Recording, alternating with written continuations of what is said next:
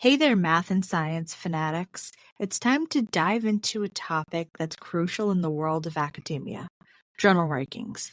You see, the world of research, where groundbreaking discoveries are made, not all journals are created equal. Think of it like a basketball league. Some teams consistently make it to the playoffs, while others, well, not so much. Similarly, some journals are considered top tier, publishing research that's highly influential and widely cited by other scientists. These rankings matter because they provide a snapshot of a journal's reputation and the potential impact of the research published within its pages. For researchers, getting their work published in high-ranking journals is a big deal. It's like hitting a game-winning shot. It boosts their credibility and visibility within the scientific community. So, how are these rankings determined? This week, you're going to find out the tidbits behind the scenes of journal rankings. I'm your host, Autumn FNAF, and in this minisode of Breaking Math, we're about to dive into the fascinating world of journal metrics.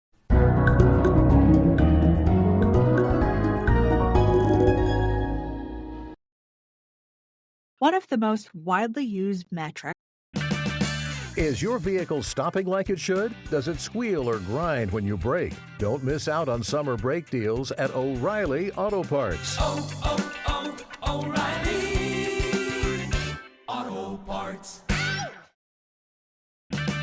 Save on O'Reilly Brake Parts Cleaner. Get 2 cans of O'Reilly Brake Parts Cleaner for just $8. Valid in-store only at O'Reilly Auto Parts. O'Reilly Auto Parts. For assessing journal prestige is impact factor. Think of it as a popularity contest for academic journals. The higher the impact factor, the more influential the journal is considered to be. But how do we measure this popularity? It all comes down to citations, those little footnotes and references you see sprinkled throughout your research papers. Those are really important. When a paper gets cited by another researcher, it's like getting a vote of confidence, a sign that the research is valuable and making a splash in the academic world. The impact factor essentially tracks how often, on average, articles published in a particular journal have been cited by other researchers over a specific period, typically the past 2 years. It's a quick and easy way to gauge the relative importance of one journal compared to the others in the same field. Now, let's get down to the nitty-gritty and see how this impact factor is actually calculated. Calculating the impact factor might sound complicated, but it's actually quite straightforward. Let's break it down. Imagine we're looking at the Journal of Amazing Science Discoveries. Let's just call it JASD for short, or JSAD. It's our imaginary journal this time, folks. So, to determine the impact factor for 2024, we need some data. First, we count how many times articles are published in JSAD during 2022 and 2023 were cited by other researchers in 2024. Let's say this number is 100. Next, we need to know how many articles JSAD published during 2022 and 2023. Let's assume that they published 50 articles during those 2 years. Now for the grand finale. To calculate the impact factor, we simply divide the number of citations, 100, by the number of articles, 50. Impact factor equals 100 divided by 50, which is 2. So the impact factor for JSAD in 2024 is 2. This means that on average, each article published in JSAD during 2022 and 2023 was cited twice by other researchers in 2024. Easy peasy, right? But remember, the impact factor is only one piece of the puzzle when it comes down to evaluating journals. Let's check out a few other metrics that provide a more nuanced perspective. While the impact factor is a widely recognized metric, it's important to remember that it has limitations. It's like judging a book by its cover. You might get a general sense of its genre, but you won't know the full story until you delve deeper. Relying solely on impact factor can be misleading. It doesn't capture the full breadth and depth of a journal's influence. It's like judging a basketball team solely based on their points per game average. It tells you something, but it doesn't reveal the whole picture. That's why it's essential to consider other metrics that provide a more comprehensive view of the journal's performance.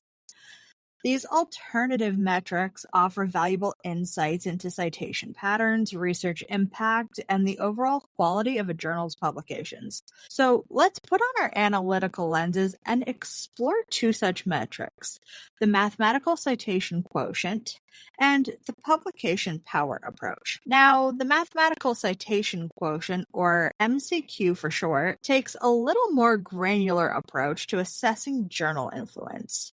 While the impact factor looks at citations over a 2-year window, the MCQ zooms in on a shorter time frame, typically a single year. Think of it like comparing performance of two basketball players. The impact factor would be like looking at their average points per game over the past 2 seasons, while the MCQ would be like analyzing their performance in a single crucial game. The MCQ focuses on how often articles published in a journal are cited in the same year they were published. This provides a more immediate snapshot of the journal's impact, capturing the buzz surrounding its most recent publications. But how exactly is the MCQ calculated? Don't worry, let's break this down a little bit more. Calculating the MCQ is a bit like solving a fun math puzzle. Let's imagine we're looking at the Journal of Groundbreaking Research. Let's call it JGR. And we want to determine the MCQ for 2024. Here's the information that we need. The articles published in 2024, let's say JGR published 20 articles in 2024. And citations in 2024. Now, we need to find out how many times these articles were cited by other researchers within the same year, 2024. Let's assume that they received 30 citations. The MCQ calculation is simple. The MCQ equals the total citations in 2024 divided by the total articles published in 2024. The MCQ equals 30 divided by 20, which equals 1.5. So the MCQ for the JGR in 2024 is 1.5. This means, on average, each article published in the JGR in 2024 received 1.5 citations for the same exact year. Now, that's not so bad, is it? The MCQ provides the valuable glimpse to the immediate impact of the journal's publications. But we still have another intriguing metric: the publication power approach. The publication power approach, or PPA, takes a different track altogether. Instead of solely focusing on citations, the PPA considers the number of articles a journal publishes within a specific subject area. It's like evaluating a basketball team not just for their wins, but also for the number of players that they have in the All-Star game. The PPA recognizes that journals publishing a larger volume of high-quality research within a particular field are likely to have a greater overall impact. This metric is particularly useful for comparing journals within niche or specialized fields, where citation rates may be naturally lower due to a smaller pool of researchers. Let's illustrate the PPA with a practical example to solidify our understandings. Imagine two journals focusing on the fascinating world of underwater basket weaving. The Journal of Submerged Weaving Techniques, or JSWT, and the Journal of Aquatic Basketry, JAB. First, JSWT publishes 10 articles per year on underwater basket weaving. In contrast, JAB publishes 25 articles per year on the same topic. According to the PPA, JAB would be considered more influential because it publishes a larger volume of research within the specialized field of underwater basket weaving. This suggests that JAB is a hub for research in this area, attracting a larger community of underwater basket weaving enthusiasts and experts. The PPA provides a valuable perspective, especially when comparing journals within specialized fields, where citation rates might not tell the whole story. Now, we also have to weigh the pros and cons of impact factor, MCQ, and PPA. Each of the metrics we've discussed offers a unique lens through which to view journal influence. It's like having different tools in a scientist's toolkit. Each one serves a specific purpose. Impact factor looks at the broad overview of a journal citation impact over a 2-year period, making it suitable for comparing journals across different fields. MCQ offers a snapshot of a journal's immediate impact, highlighting the buzz surrounding the most recent publications. PPA shifts the focus to publication volume within a specific subject area, making it more useful for comparing journals within niche fields. It's important to remember that no single metric is perfect. They all have strengths and limitations, and it's crucial to consider the context and purpose of your evaluation when choosing which metrics to use. Now, what about the bigger picture? Journal metrics and research quality matter. When journal metrics provide valuable insights into a journal's influence and reach, it's crucial to remember that they're just one piece of the puzzle when it comes to evaluating research quality. Think of it like judging a science fair. You wouldn't just look at how many people stop by the booth, you'd also consider the scientific rigor, creativity, and overall impact in the project itself. Similarly, when assessing research, it's essential to look beyond the journal metrics and delve in substance of research itself. Consider the study's design, methodology, results, and conclusions to form a well-rounded judgment of its quality and contribution to the field. Journal metrics are valuable tools, but they should never overshadow the importance of critical thinking and careful evaluation of the research itself. So, as we've explored the world of academic publishing and the fascinating world of journal rankings and metrics, it's clear that understanding these tools are essential for navigating the ever-evolving landscape of academic publishing. Whether you're a seasoned researcher or just starting your scientific journey, remember to approach journal metrics with a discerning eye, recognizing their strengths, limitations, and the importance of always prioritizing the quality and integrity of the research itself. So, keep those questions coming and never stop exploring the wonders of mathematics and science.